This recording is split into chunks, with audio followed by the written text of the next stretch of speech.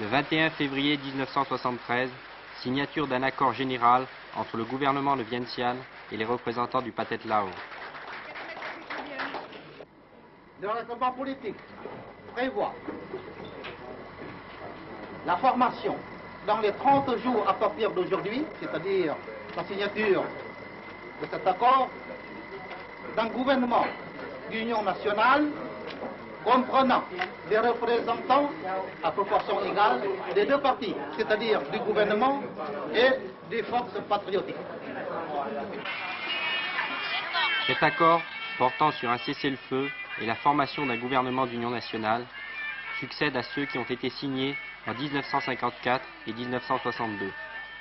Leur inefficacité explique sans doute l'indifférence d'une population qui s'est depuis longtemps rendu compte que la paix au Laos était en fait liée à la situation générale dans la péninsule indo-chinoise.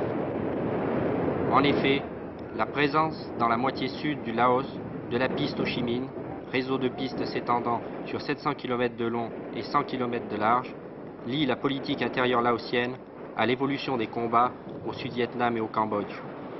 La piste Ho Chi Minh impose au Laos la présence de 57 000 Nord-Vietnamiens, ce à quoi les Américains ont riposté en armant les tribus montagnardes Méo et en finançant l'envoi de 12 000 mercenaires thaïlandais.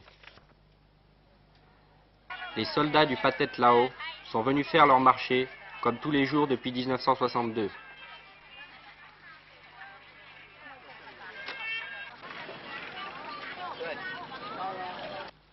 Depuis bientôt 30 ans que durent les combats, les paysans laotiens se sont adaptés à une situation que la guerre leur avait imposée. Les accords prévoient des élections libres. L'importance attachée par les deux partis à ces élections laisse prévoir qu'elles ne seront pas libres.